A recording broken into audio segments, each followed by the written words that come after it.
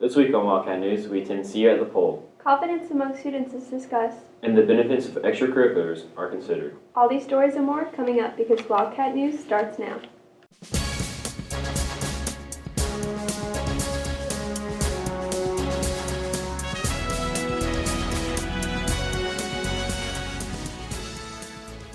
Good morning, West Johnston. I'm Chase Faircloth. And I'm Hannah Creech. March Madness has officially begun. The Duke Blue Devils won the ACC tournament after beating Notre Dame 75-69. Some are upset with the seeding of the national tournament since Wisconsin beat higher seeds with a better record and lasted longer in the conference tournament.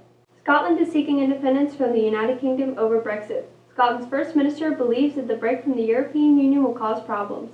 She is proposing for Scotland to be an independent nation by referendum in the European Union. In other news, a recent study found that there is a link between school involvement and psychosocial development. Mason Butcher gives us insight. A recent study shows that students who participate in extracurriculars were 3 times as likely to be in the top 25% of their class. Senior Gavin Brundage explains how clubs can help you make friends.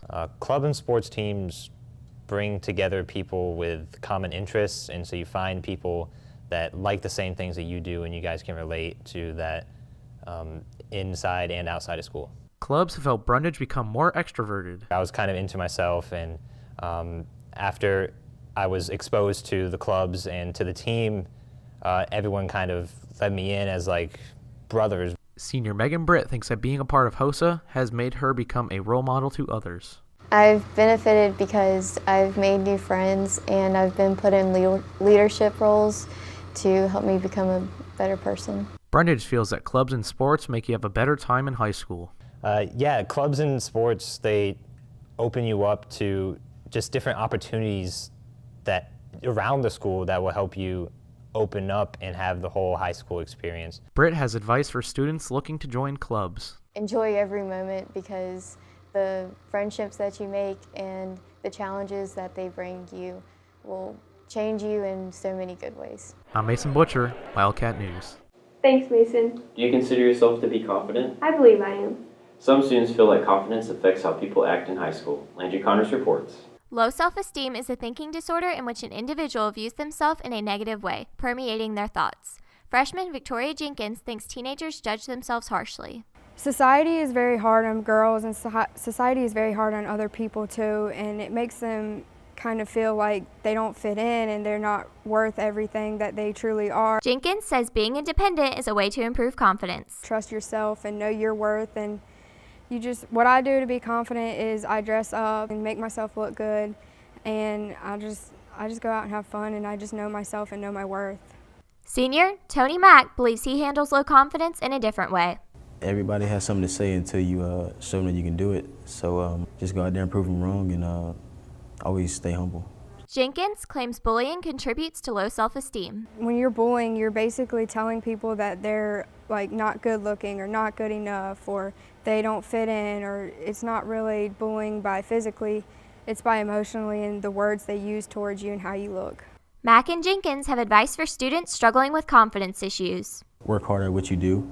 You know, the more you do it, the more confident you'll be. I believe that everyone should be here and everybody has a purpose and everybody should live the life that they were given and enjoy it and don't take it for granted. I'm Landry Connors, Wildcat News. Thanks, Landry. Now let's head over to Grace and Betts with the rundown. I'm Grayson Betts, and welcome to the Rundown. Here's last week's scores. Wednesday, varsity baseball lost 10-8 against Cleveland, and JV won 11-7. Varsity softball won 5-3 against Cleveland. Varsity women's soccer won 4-0 against Cleveland, and JV won 7-0. And men's tennis won 9-0. Friday, varsity softball won 14-5 against Triple S, and varsity baseball won 13-2 against Triple S. JV won 17-0. And Saturday, women's soccer won 6-0. Here are some of the highlights. Last Wednesday, the Wildcats played against the Cleveland Rams. The game depended mostly on hitting. Catcher Peyton Richards hits a single and gets an extra base off fielder's choice to get an RBI.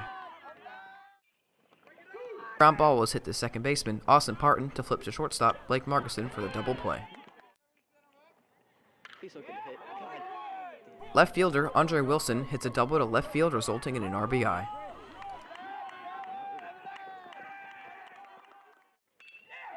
The Wildcats came back from a 10-3 deficit in the 7th inning, but came up short, ending the game at 10-8. Tonight, men's tennis is home and women's soccer is home. Thursday, men's tennis is away and women's soccer is home. Friday, softball and baseball are home. Monday, men's tennis is away and women's soccer is away. Tuesday, men's golf is away, women's soccer is away, and baseball and softball are home. Thanks, Grayson. Have you ever been to See You at the Pole? No, 6:45 is a little early for me. Well, for some students, waking up a little earlier is worth it. On Friday, March 10th, an event called See You at the Pole was held at 6:45 a.m. outside at the flagpoles. See You at the Pole is a nationwide event, and Senior Alexis Stevens helped make it possible at the school. This is important to her because it gives the students a sense of unity.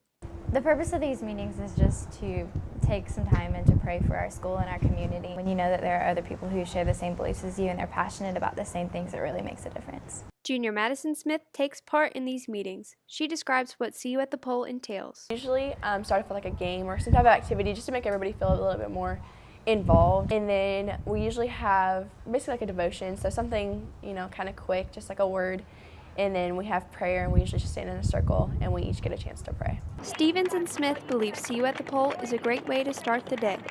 These events really shift the mood for the whole day. It gets you in a different mindset early on. The prayer is always what gets to me. When people that you wouldn't really think, had a lot to say, they come out and they surprise you. It's like really inspirational and starts off your day right. After Friday's meeting, Stevens noticed a joyful atmosphere. Everyone was really unified. Everybody would like to fellowship and things like that, and they were asking when we would have it again. It just changed everyone's perspective. See You at the Pole is very meaningful to Smith. To be able to stand outside of my school and to be able to pray and openly show, what I want to show, be able to connect with people who believe in the same things as me is really important to me. Smith encourages all people to come to the next event. It's not about being religious and stuff. It's about, coming together and, even if you don't necessarily know how to pray or what to pray for, just calling on his name can do much more than we think. For those who are interested, this Friday you can join these students for a night of worship in our auditorium. Well, that's all for us this week. If you have any comments, questions, or story leads, email us at wjstudentmedia@gmail.com or send us a tweet at wjstudentmedia. And if you want to watch Wildcat News at home, on the go, or catch up on past episodes, go to wjstudentmedia.com or subscribe to our YouTube channel. I'm Hannah Creech. And I'm Chase Faircloth. Thanks for watching and have a great week.